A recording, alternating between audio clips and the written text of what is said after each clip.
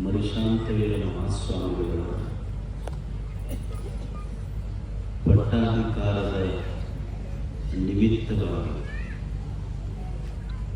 ಪುರಪ್ರವೇಶ ಹಾಗೂ ಈ ಧರ್ಮಸಭೆಯ ಸಾನ್ನಿಧ್ಯವನ್ನು ವಹಿಸಿರುವ ಎಲ್ಲ ಹಿರಿಯ ಪೂಜ್ಯರ ಶ್ರೀಚರಣಗಳಿಗೆ ನಮಸ್ಕರಿಸಿ, ಇದು ನಮ್ಮ ಮಠ ಅನ್ನುವ ಅಭಿಮಾನದಿಂದ ಈ ಕಾರ್ಯಕ್ರಮಕ್ಕೆಲ್ಲಕ್ಕೂ ಕಾರಣೀಭೂತರಾಗಿರುವಂತಹ ತಮ್ಮೆಲ್ಲರಿಗೂ ಶರಣಾರ್ಥಿ.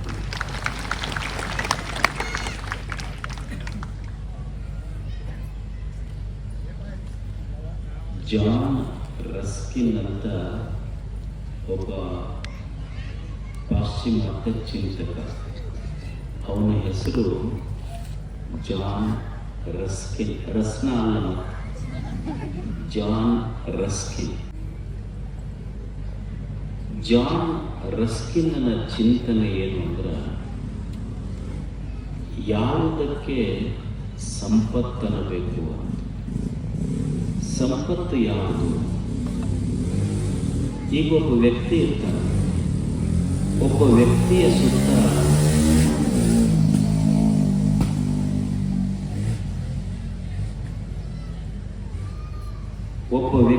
ಸುತ್ತ ನೀವು ಬಂಗಾರ ಇಟ್ರಿ, ಬೆಳ್ಳಿ ಇಟ್ರಿ, ದುಡ್ಡು ಇಟ್ರಿ.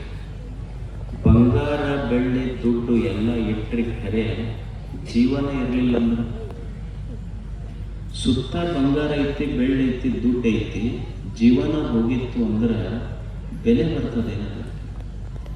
ನಿಜವಾದ ಸಂಪತ್ತು ಅಂದ್ರೆ ಬಂಗಾರ, ಬೆಳ್ಳಿ, ದುಡ್ಡು ಸಂಪತ್ತಲ್ಲ. ಇವೆಲ್ಲವನ್ನು ಅನುಭವಿಸುವ ಜೀವನವೇ ನಿಜವಾದ ಸಂಪತ್ತು. There is no wealth but life. ಜೀವನಕ್ಕಿಂತ ದೊಡ್ಡ ಸಂಪತ್ತು ಯಾವುದೂ ಇಲ್ಲ. ನಿಜವಾದ ಸಂಪತ್ತು.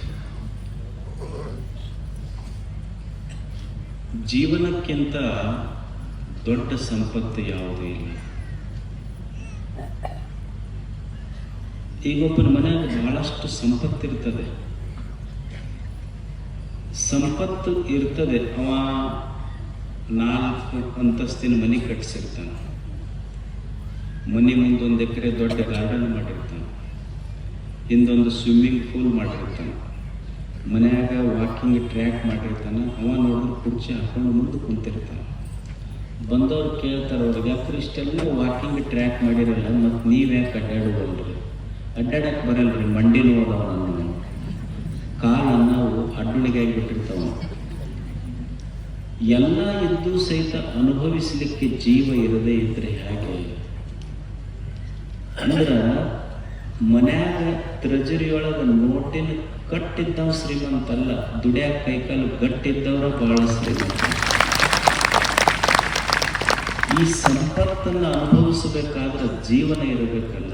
ಜೀವನ ಇರದೇ ಇದ್ದರೆ ಸಂಪತ್ತು ಅನುಭವಿಸಲಿಕ್ಕೆ ಸಾಧ್ಯವೇ ಇಲ್ಲ. ಜೀವನವೇ ದೊಡ್ಡ ಸಂಪತ್ತು, ಆರೋಗ್ಯವೇ ಸಂಪತ್ತು, ಆನಂದವೇ ಸಂಪತ್ತು, ಜೀವನವೇ ಸಂಪತ್ತು. ಅದಕ್ಕೆ ಮಕ್ಕಳಿಗೆ ಏನಾದರೂ ಕಲಿಸಬೇಕಾಗಿದ್ರೆ, don't teach your children to be rich, teach your children to be healthy and happy. ಮಕ್ಕಳಿಗೆ ಏನಾದರೂ ಕಲಿಸಬೇಕಾಗಿದ್ರೆ ನೀವು ಮೊದಲು ಸಂಪತ್ತು ಗಳಿಸ್ರಿ ಅಂತ ಕಲಿಸೋದು ಮುಖ್ಯ ಅಲ್ಲ. ಮೊದಲು ಆರೋಗ್ಯ ಸರಿ ಇರಬೇಕು, ಆನಂದದಾಯಕ ಆಗಿರಿ ಅಂತ ಮಕ್ಕಳಿಗೆ ಕಲಿಸ್ಬೇಕಾಗಿದೆ. ಶ್ರೀಮಂತರಾಗುವುದಕ್ಕೆ ಕಲಿಸೋದು ಬಹಳ ಮುಖ್ಯ ಅಲ್ಲ, ಸಂಪತ್ತು ಗಳಿಸುವುದು ಕಲಿಸೋದು ಬಹಳ ಮುಖ್ಯ ಅಲ್ಲ. ಅವರಿಗೆ ಆರೋಗ್ಯವಾಗಿರಬೇಕು, ಆನಂದವಾಗಿರಬೇಕು.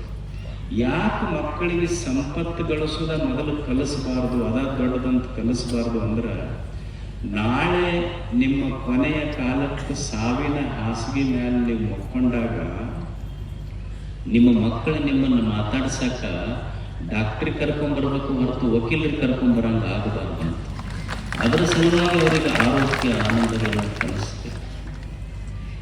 ನಿಜವಾದ ಜೀವನವೇ ದೊಡ್ಡ ಸಂಪತ್ತು. ಸಂಪತ್ತು ನಿಜವಾದ ಸಂಪತ್ತಲ್ಲ, ನಮಗೆ ಆಪತ್ತು ತರುವುದು ಸಂಪತ್ತಲ್ಲ.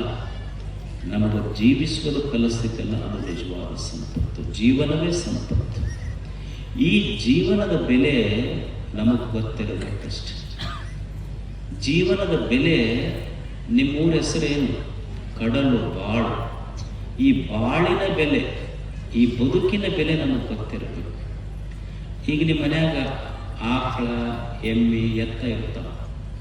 ಈ ಆಕಳಿಗೆ ಉಣ್ಣೆ ಹತ್ತಿರ್ತಾವೆ, ಎಮ್ಮಿಗೆ ಉಣ್ಣೆ ಹತ್ತಿರ್ತಾವೆ. ಉಣ್ಣೆ ಹತ್ತಿದ್ದು ನೋಡಿದ್ರೆ ರೈತರಿಗೆಲ್ಲ ಅನುಭವ ಐತಿ. ಆಶ್ಚರ್ಯ ಏನು ಅಂದ್ರೆ, ಉಣ್ಣೆ ಕೆಚ್ಚಲಕ್ಕೆ ಹತ್ತಿರ್ತೈತಿ. ಉಣ್ಣೆ ಕೆಚ್ಚಲಕ್ಕೆ ಹತ್ತಿದ್ರು ಸಹಿತ ಕೆಚ್ಚಲದೊಳಗಿನ ರಕ್ತ ಕುಡಿತೆ ಹೊರತು ಕೆಚ್ಚಲದ ಹಾಲಿನ ಬೆಲೆ ಉಂಡೆಗೆ ಗೊತ್ತಿರದೆ ಇದ್ರೆ ಬದುಕು ಸಾಧ್ಯ. ಹ್ಯಾಂಗ ಆಕಳ ಕೆಚ್ಚಲಿಗೆ ಹತ್ತಿದ ಉಂಡೆಗೆ ಹಾಲಿನ ಬೆಲೆ ಗೊತ್ತಿಲ್ಲವೋ ಹಾಗೂ ಬದುಕಿನ ಬೆಲೆ ತಿಳಿದೇ ಇರದ ಮನುಷ್ಯ ಅವ ಉಣ್ಣೆಗಿಂತ ಕಡೆ ಅಂತ ಸರ್ವಜ್ಞ. ಬದುಕಿನ ಬೆಲೆ ಗೊತ್ತಿರಬೇಕು. ಅಪ್ಪುಗಳು ಹೇಳಿದ್ರಲ್ಲ, ಏನಿದೆ ಬದುಕ? ಇಲ್ಲಿ ದೇವರು ನಮಗೊಂದು ಜೀವನ ಕೊಟ್ಟು ಕಳಿಸ್ಯಾನ ಎಲ್ಲರಿಗೂ. ಅವ ಎಷ್ಟು ಕರುಣಾಮಯಿ ದೇವರು ಅಂದ್ರೆ, ನಾವು ಬರುವಾಗ ಎಲ್ಲರೂ ಖಾಲಿ ಕೈಯಿಂದ ಬಂದೀವಿ ಜಗತ್ತಿಗೆ. ಅವನ ಕರುಣೆ ಎಷ್ಟು ದೊಡ್ಡದು ಅಂದ್ರೆ, ನಾವು ಬರುವುದಕ್ಕಿಂತ ಮುಂಚೆ ನಮ್ಮ ಸಲುವಾಗಿ ನಮ್ಮ ತಾಯಿ ಎದೆಯಾಗ ಹಾಲಿಟ್ಟು ಕಳಿಸ್ಯಾನ ದೇವರು ಬದುಕಲಿ ಅಂತ. ಅವನ ಕರುಣೆ ಅಷ್ಟು ದೊಡ್ಡದೈತಿ. ಅದಕ್ಕಾಗಿ ಈ ಜಗತ್ತಿಗೆ ಬರುವಾಗ ನಾವೆಲ್ಲ ಖಾಲಿ ಕೈಯಿಂದ ಬಂದೀವಿ.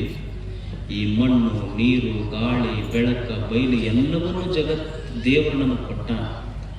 ಈ ಜಗತ್ತನ್ನು ಬಿಟ್ಟು ಹೋಗುವಾಗ ಜಗತ್ತಿಗೆ ಏನಾದರೂ ಕೊಟ್ಟು ಹೋಗಬೇಕಾಗ್ತದೆ ಮನುಷ್ಯ. ಕೊಟ್ಟು ಹೋಗದೇ ಇದ್ರೆ ಎಲ್ಲವನ್ನು ಇಲ್ಲೇ ಬಿಟ್ಟು ಹೋಗ್ಬೇಕಾಗ್ತೈತಿ. ಜಗತ್ತಿಗೆ ಏನಾದರೂ ಕೊಟ್ಟು ಹೋಗ್ಬೇಕಲ್ಲ ಮನುಷ್ಯ. ಒಂದು ಗಿಡ ಇತ್ತು. ಆ ಗಿಡದಲ್ಲಿ ಜೇನು ಹುಳುಗಳು ಜೇನು ಕಟ್ಟಿದ್ದು. ಒಬ್ಬ ಮನುಷ್ಯ ಹೋಗಿ ಅವು ಜೇನು ಬಿಡಿಸಿದ. ಜೇನು ಬಿಡಿಸಿ ಜೇನು ತಿಂದ. ಆ ಜೇನು ಹುಳುಗಳು ಮತ್ತೆ ಅದೇ ಗಿಡದ ಇನ್ನೊಂದು ಟೊಂಗಿಗೆ ಹೋಗಿ ಕುಂತು. ಮತ್ತೊಂದು ತಿಂಗಳಾದ್ಮೇಲೆ ಮನುಷ್ಯ ಮತ್ತೆ ಹೋಗಿ ಆ ಜೇನು ಹುಳ ಎಬ್ಬಿಸಿದ, ಮತ್ತೆ ಜೇನು ತಿಂದ. ಮತ್ತೊಂದು ತಿಂಗಳಾದ್ಮೇಲೆ ಅದು ಮತ್ತೆ ಅದೇ ಗಿಡದ ಇನ್ನೊಂದು ಟೊಂಗಿಗೆ ಕುಂತಿದ್ದು. ಮತ್ತೊಂದು ತಿಂಗಳಾದ್ಮೇಲೆ ಮತ್ತೆ ಹೋಗಿ ಜೇನು ಬಿಡಿಸಿ ಮತ್ತೆ ಜೇನು ತಿಂದ. ಗಿಡ ಜೇನು ಹುಳುಗಳಿಗೆ ಹೇಳುತ್ತ, ಅಲ್ಲ ಈ ಮನುಷ್ಯ ನೀನು ಈ ಟೊಂಗೆಯೊಳಗೆ ಜೇನಿಟ್ಟಿ ಮತ್ತೆ ಕಸ್ಕೊಂಡು ತಿಂದ, ಆ ಟೊಂಗೆಗೆ ಜೇನಿಟ್ಟಿ ಮತ್ತೆ ಅಲ್ಲಿ ಕಸ್ಕೊಂಡು ತಿಂದ, ಮತ್ತೊಂದು ಗಿಡದ ಟೊಂಗೆಗೆ ಜೇನಿಟ್ಟಿ ಮತ್ತು ಅಲ್ಲಿ ಕಸ್ಕೊಂಡು ತಿಂದ. ನೀ ಎಲ್ಲೆಲ್ಲಿ ಯಾವಾಗ ಜೇನಿಟ್ಟಿಯಲ್ಲ, ನೀನಿಟ್ಟೆಲ್ಲ ಜೇನು ಕಸ್ಕೊಂಡು ತಿಂದಾನ, ಜೇನಿಡಕರ ಯಾಕೆ ಹೋಗಿ ನೀನು? ಅವಾಗ ಜೇನು ಹುಳ ಗಿಡಕ್ಕೆ ಹೇಳ್ತು, ಈ ಮನುಷ್ಯಗ ನಾನಿಟ್ಟ ಜೇನು ಕಸ್ಕೊಳ್ಳೋದು ಅಷ್ಟೇ ಶಕ್ತಿ ಐತಿ ಹೊರತು ನನ್ನೊಳಗೆ ದೇವರು ಜೇನಿಡುವ ಶಕ್ತಿ ಇಟ್ಟನಲ್ಲ, ಹಸುವು ಕಸ್ಕೊಳ್ಳೋ ಸಾಮರ್ಥ್ಯ ಮನುಷ್ಯನಿಗೆ. ದೇವರು ನನ್ನೊಳಗೊಂದು ಜೇನಿಡುವ ಕಲಾ ಇಟ್ಟನಲ್ಲ, ಅದನ್ನು ಕಸ್ಕೊಳ್ಳೋ ಸಾಮರ್ಥ್ಯ ನನಗಿಲ್ಲ. ಅಂದ್ರೆ ನಿಸರ್ಗ ಪ್ರತಿ ಕ್ಷಣ ಒಳ್ಳೆಯದನ್ನು ಕೊಡುತ್ತದೆ. ಇವತ್ತು ನಿಮ್ಮ ಮನೆ ಹಿತ್ತಲುಗಳಲ್ಲ ತೆಂಗಿನ ಗಿಡ ಹಾಕಿರ್ತೀರಿ. ತೆಂಗಿನ ಗಿಡಕ್ಕೆ ನೀವು ಯಾರು ಹೋಗಿ ಸಕ್ಕರೆ ನೀರು ಹಾಕಿರಿ ಅನ್ನೋದು ಏನೂ ಇಲ್ಲ. ನೀವು ಕಾಲು ಕಳ್ಕೊಂಡು ನೀರು ಅದ್ರ ಬೇರೆ ಹೋಗೈತಿ, ನೀವು ಸ್ನಾನ ಮಾಡಿದ ನೀರು ಹೋಗೈತಿ. ಅಂದ್ರೆ ನಾವು ತೆಂಗಿನ ಗಿಡಕ್ಕೆ ಕೊಟ್ಟಿದ್ದು ರಾಡಿ ನೀರು ತಗೊಂಡು ತೆಂಗಿನ ಗಿಡ ನಮಗೆ ಕೊಟ್ಟಿದ್ದು ತಿಳಿ ನೀರ, ಸಿಹಿ ನೀರ. ಇದು ನಿಸರ್ಗ ಕೊಡುವ ಗುಣ. ಅದಕ್ಕೆ ಮನುಷ್ಯ ಭೂಮಿಗೆ ಬಂದ ಮೇಲೆ ಏನಾದರೂ ಕೊಟ್ಟು ಹೋಗಬೇಕಾಗ್ತದೆ. ನಮಗ ಕೊಡುವುದು ಗೊತ್ತಿಲ್ಲ. ದೇವಸ್ಥಾನಕ್ಕೆ ಹೋದರೂ ಸಹಿತ ಬೇಡೇ ಬಂದವರು ನಾವು ಹೊರತು ಕೊಟ್ಟು ಬಂದವರಲ್ಲ. ದೇವಸ್ಥಾನಕ್ಕೆ ಹೋದರೂ ಸಹಿತ ಕೇಳೇ ಬರ್ತೀವಿ ನಾವು. ದೇವಸ್ಥಾನಕ್ಕೆ ಎದಕ್ಕೆ ಹೋಗೋದು ಮನುಷ್ಯ? ದೇವಸ್ಥಾನಕ್ಕೆ ಬರೇ ಕೇಳೋದಕ್ಕೆ ಹೋಗೋದಲ್ಲ. ಕೇಳಾಕ ದೇವಸ್ಥಾನಕ್ಕೆ ಹೋದ್ರ ಮತ್ತು ಗುಡಿ ಹೊರಗೂ ಒಂದಿಷ್ಟು ಮಂದಿ ಕುಂತಿರ್ತಾರೆ. ಅವ್ರಿಗೇನಂತಾರೆ? ಭಿಕ್ಷುಕರಂತ.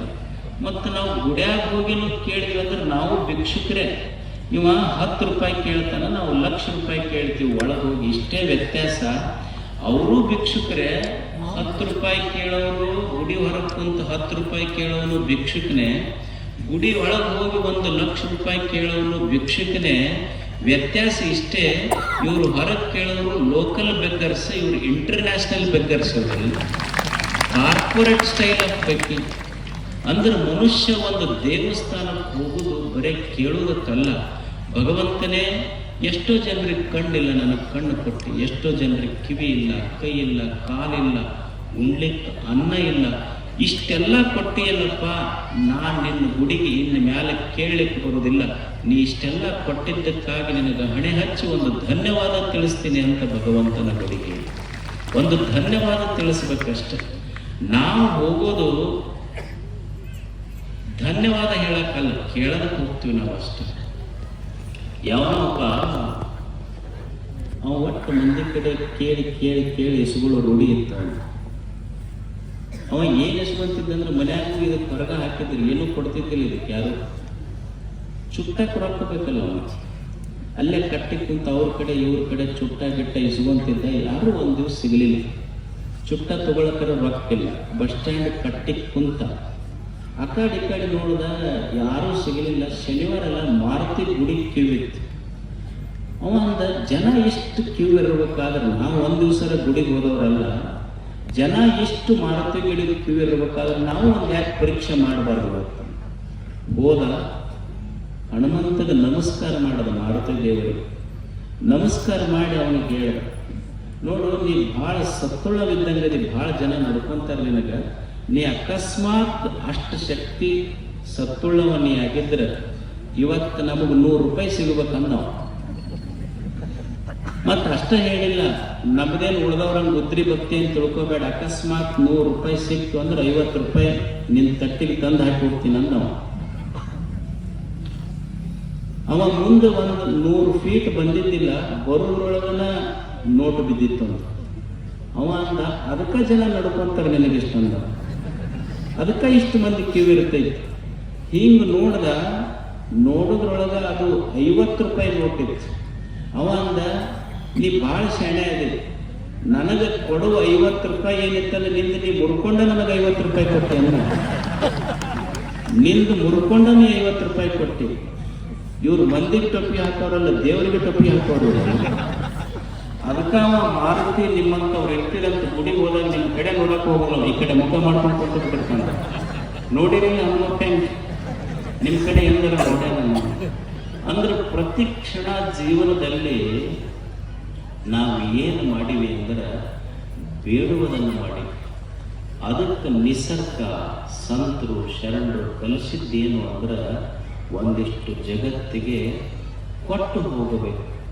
ಬಂದಿವಿ ಅಂದ ಮೇಲೆ ಋಣರೂಪವಾದ ಕರ್ಮಗಳನ್ನು ಮಾಡಬೇಕು ಅಂತ ಅಪ್ಪುಗಳು ಹೇಳಿದ್ರೆ, ಮನುಷ್ಯ ಏನಾದರೂ ನಿಸರ್ಗಕ್ಕೆ, ಸಮಾಜಕ್ಕೆ ಕೊಟ್ಟು ಹೋಗಬೇಕಾಗ್ತದೆ.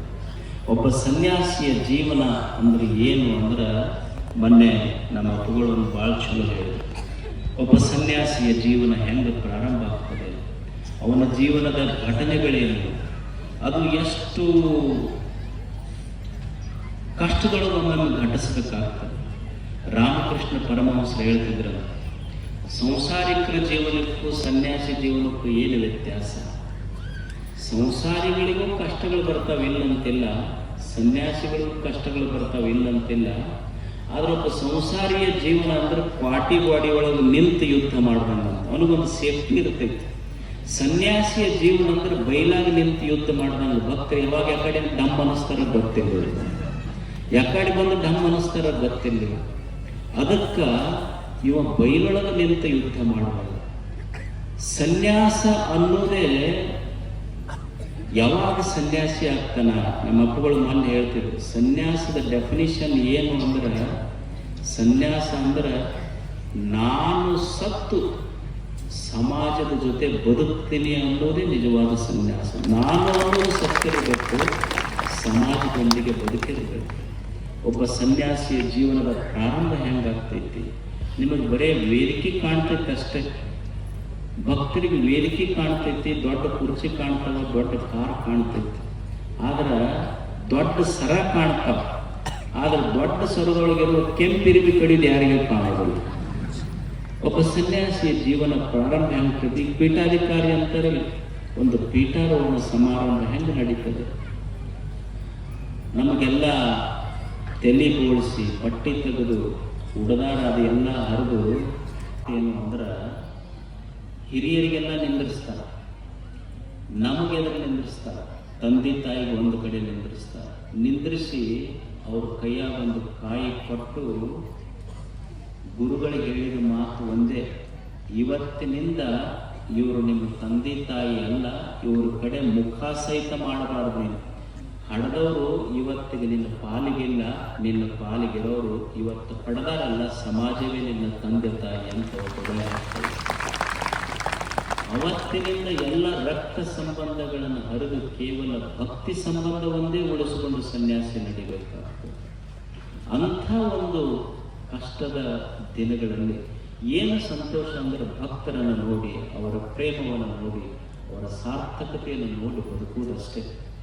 ಹೆಂಗ ಭಕ್ತರು ಸಹಿತ ನಮಗೆ ಸ್ಫೂರ್ತಿ ಕೊಡ್ತಾರೆ ಬದುಕಾಕ. ಭಕ್ತರು ಎಷ್ಟು ಕಲಿಸ್ತಾರಂದ್ರೆ, ನನಗೆ ಪಟ್ಟಾಧಿಕಾರ ಆಗಿರ್ತದೆ ಹೊಸದಾಗಿ. ಪಟ್ಟಾಧಿಕಾರ ಆದಾಗ ನಾನು ಒಂದು ದಿವಸ ಕೆಳಗಿಂದ ಬರ್ತಿದ್ದೆ, ಒಂದು ಮುದುಕಿ ಬಂತು. ನಮ್ಮ ಅಜ್ಜರ ಶಿಷ್ಯಳ ಶಿವಶಾಂತವೀರ ಮಹಾಸ್ವಾಮಿಗಳ ಶಿಷ್ಯರು. ಆ ಮುದುಕಿ ಬಂದು ನನ್ನ ಕೈ ಹಿಡಿದಾಕಿ ಹೇಳಿದ ಒಂದು ಮಾತು ಏನಂದ್ರೆ, ನೋಡು ನಮ್ಮಪ್ಪ ಮಠ ಭಾಳ ಚಲೋ ಮಾಡಿದ್ದ, ನಿನ್ನ ಕೆಲಸ ಏನು ಅಂದ್ರೆ ಈ ಮಠ ಸ್ವಚ್ಛ ಕಸ ಹೊಡ್ಕೊಂಡು ಇಟ್ಕೊಂಡು ಹೋಗೋದು ನಿನ್ನ ಜವಾಬ್ದಾರಿ ನೋಡಂತ ಮುದುಕಿ ಹೇಳ್ತಾನೆ. ಆ ಮುದುಕಿಯ ಮಾತು ನನಗೆ ಯಾವ ವೇದ ವಚನಕ್ಕಿಂತ ಕಡಿಮೆ ಅನ್ನಿಸ್ಲಿಲ್ಲ. ಸ್ವತಃ ಗುರುಗಳೇ ಈ ಮಾತು ಹೇಳ್ಯಾರ ಅನ್ನುವಷ್ಟು ನನಗೆ ಅಪ್ಯಾಯಮಾನ. ಅದಕ್ಕೊಬ್ಬ ಸನ್ಯಾಸಿ, ಆ ಸನ್ಯಾಸದ ಜೀವನ ಇದನ್ನೆಲ್ಲ ಪೂಜ್ಯರಿಗೆ ಗೊತ್ತಿದೆ. ನಿಮಗೆ ಹೊರಗಿಂದ ಅಷ್ಟ ಗೊತ್ತಿರ್ತದೆ, ಒಳಗಿಂದ ಗೊತ್ತಿರೋದಿಲ್ಲ.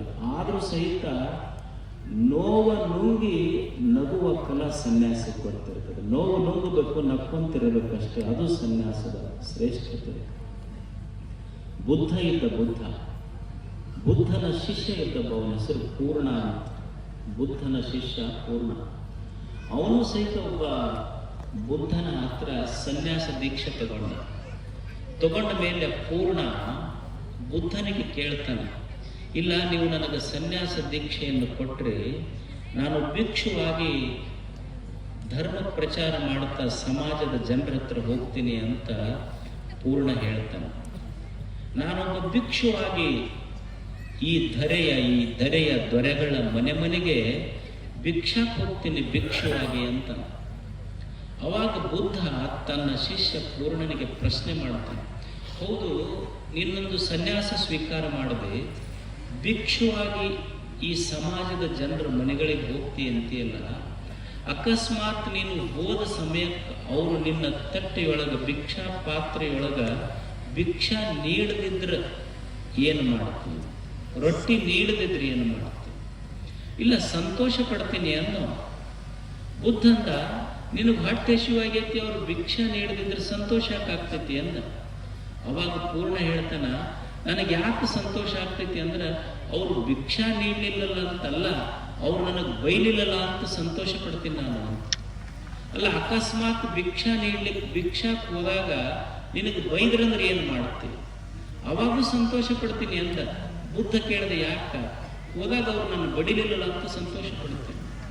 ಅಲ್ಲ ಅಕಸ್ಮಾತ್ ನೀನು ಧರ್ಮ ಪ್ರಚಾರದ ಕೆಲಸಕ್ಕೆ ಹೋದಾಗ ಬಡದ್ರಪ್ಪ, ಅವಾಗ ಏನು ಮಾಡ್ತೀವಿ? ಅವಾಗೂ ಸಂತೋಷ ಪಡ್ತೀನಿ ಅಂದ. ಬುದ್ಧ ಅಂದ, ಅವಾಗ ಯಾಕೆ ಸಂತೋಷ ಪಡ್ತೀನಿ? ಕೈಕಾಲು ಮುರಿಲಿಲ್ಲಲ್ಲ ಅಂತ ಸಂತೋಷ ಪಡ್ತೀನಿ ಅಂದ. ಅಲ್ಲ ಅಕಸ್ಮಾತ್ ನೀನು ಧರ್ಮ ಪ್ರಚಾರದ ಕೆಲಸಕ್ಕೆ ಹೋದಾಗ ಕೈಕಾಲು ಮುರಿದ್ರಂತ ತಿಳ್ಕೊ, ಅವಾಗ ಏನು ಮಾಡ್ತೀನಿ ಅಂದ. ಅವಾಗೂ ಸಂತೋಷ ಪಡ್ತೀನಿ ಅಂದವ. ಈಗ ಯಾಕೆ ಸಂತೋಷ ಪಡ್ತೀಯ ಅಂತ ಬುದ್ಧ ಕೇಳ್ದ. ಬರೇ ನನ್ನ ಕೈಕಾಲು ಮುರಿದಾರ, ಜೀವ ತೆಗಿಲಿಲ್ಲ ಸಮಾಜದ ಜನ ಅಂತ. ಅವ ಪೂರ್ಣ ಸನ್ಯಾಸಿಯ ಮಾತು ಎಷ್ಟು ಚಲೋ ಇತ್ತಂದ್ರೆ, ಜನ ಈ ಜೀವವನ್ನೇ ತೆಗೆದುಕೊಂಡ್ರೆ ಆಗ ಸಂತೋಷ ಪಡ್ತೀನಿ ಅಂದ. ಬುದ್ಧ ಕೇಳ್ದ, ಆಗ ಸಂತೋಷ ಯಾಕೆ ಪಡ್ತೀಯ ಅಂದ. ಏನಿಲ್ಲ, ಧರ್ಮ ಪ್ರಚಾರದಂಥ ಪುಣ್ಯ ಕಾರ್ಯಗಳಿಗೆ ಈ ಜೀವ ಹೋತಲ್ಲ, ಇದಕ್ಕಿಂತ ಈ ಜೀವನದ ಸಾರ್ಥಕತೆ ಏನೈತೆ ಅಂತ ಆಗ ಸಂತೋಷ. ಇದು ಒಂದು ಸನ್ಯಾಸಿಯ ಬದುಕಿದು. ಇದು ಪ್ರತಿ ಗಳಿಗೆ ಪ್ರತಿ ಕ್ಷಣ ಅದರದೇ ಆದಂಥ ಒಂದು ವಿಸ್ಮಯತೆ ಇರ್ತದೆ.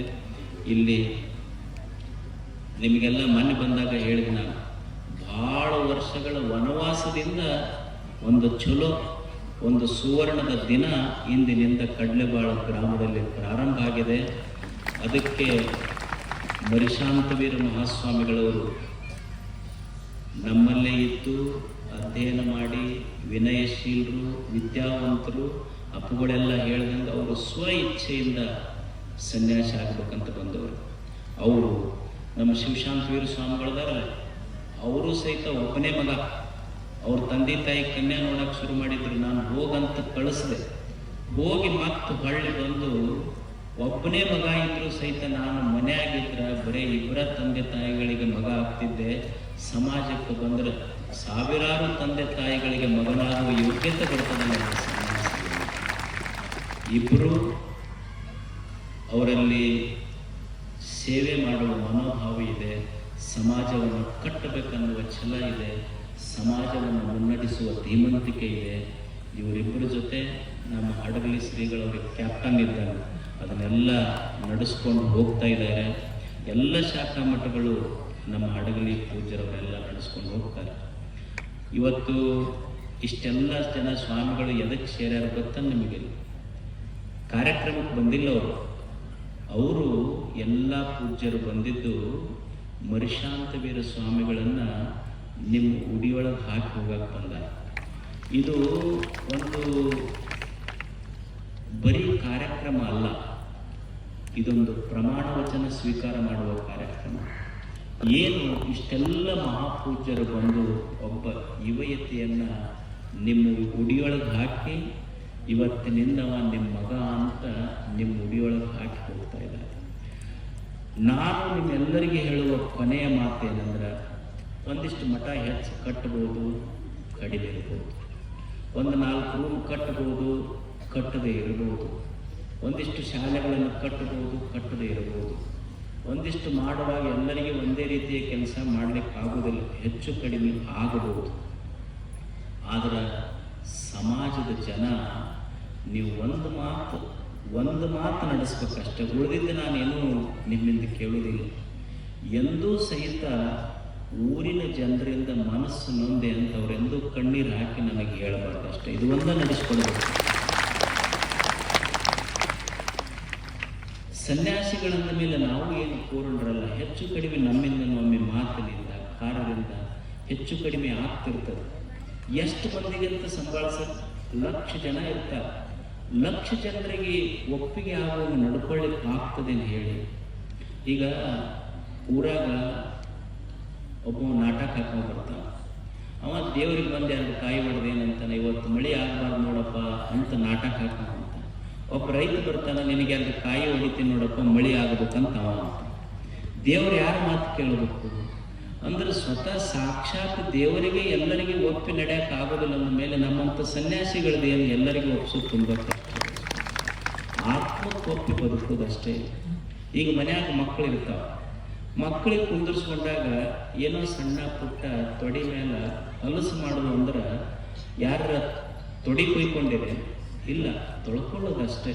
ಸನ್ಯಾಸ ಜೀವನದಲ್ಲಿ ಸಣ್ಣ ಪುಟ್ಟ ಹೆಚ್ಚು ಕಡಿಮೆ ಏನಾದರೂ ಅದೊಂದು ನಿಮ್ಮ ಮಗ ಅಂತ ಪ್ರೀತಿಯಿಂದ ಕಂಡು ತಿದ್ದಿ ಹೇಳುವ ಹಕ್ಕು ನಿಮಗಿರ್ತದೆ. ಅವರು ಹೇಳುವ ಮಾತು ಕೇಳಿ ಪಾಲಿಸುವುದು ನಿಮ್ಮ ಹಕ್ಕಿರ್ತದೆ. ಅದಕ್ಕಾಗಿ ಇದೊಂದು ಮಠ ನಿಮ್ಮಿಬ್ಬರ ಸಮಾಗಮದಿಂದ ಇದು ಬೆಳಿಲಿ. ಇದು ಭಾಳ ಚಲೋ ಆಗ್ತದೆ. ನಾವು ಅವಾಗ ಬರ್ತಿದ್ದಿಲ್ಲ ನೀವು, ಯಾಕಂದ್ರೆ ಬರೀ ಕೋರ್ಟಿಗೆ ಅಡ್ಡಾಡ್ತಿದ್ರಲ್ಲ, ಅಡ್ಡಾಡಲಿ ಬಿಡೋ ಒಂದು ಸುಮ್ಮನೆ ಆಗಿಬಿಟ್ಟಿದ್ವಿ ನಾವು. ಈಗ ನಿಮ್ಮ ಭಕ್ತಿ, ನಿಮ್ಮ ಪ್ರೀತಿ, ನಿಮ್ಮ ಉತ್ಸಾಹ ನೋಡಿದ್ರೆ ನೀವು ಕರಿಲಾರ್ದೆ ಬರ್ಬೇಕು ಅನ್ನಿಸ್ತೈತಿ. ಈಗ ಅವಾಗ ಕರೆದ್ರು ಬರ್ಬೇಕು ಅನ್ನಿಸ್ತೈತಿ. ಅವಾಗ ಲಾರಿ ತೊಗೊಂಡು ಮಟ್ಟಕ್ಕೆ ಬರ್ತಿದ್ರೆ ಆದರೂ ಬರಬಾರ್ದು ಅನ್ನಿಸ್ತೈತಿ. ಈಗ ನೀವು ಯಾರು ಕರಿಲಾರ್ದೇನೆ ಬರ್ಬೇಕು ಅನ್ನಿಸ್ತದೆ. ಇಲ್ಲೆಲ್ಲ ಈ ಭಾಗದೊಳಗೆ ಒಳ್ಳೆಯ ಪ್ರವಚನ, ವಿದ್ಯಾವಂತಿಕೆ, ಸೇವಾ ಮನೋಭಾವ ಇದು ಈ ನಾಡಿಗೆಲ್ಲ ಮುಟ್ಲಿ ಅಂತ ಹಾರೈಸಿ ಈ ಕಾರ್ಯಕ್ರಮಕ್ಕೆ ದೂರದಿಂದ ಎಲ್ಲ ಪೂಜ್ಯರು ಆಗಮಿಸಿದ್ದಾರೆ. ಅವರಿಗೂ ಅವರ ಮಗನನ್ನು ಕೊಟ್ಟ ಆ ತಂದೆ ತಾಯಿಗಳಿಗೂ ಮತ್ತು ಆ ಮಗನನ್ನು ತಮ್ಮ ಮಗನಂತ ಸ್ವೀಕಾರ ಮಾಡಿದ ಈ ನಾಡಿನ ಸಮಸ್ತ ಜನತೆಗೂ ತಮಗೆಲ್ಲ ವಂದಿಸಿ ನಮ್ಮ ಮಾತುಗಳನ್ನು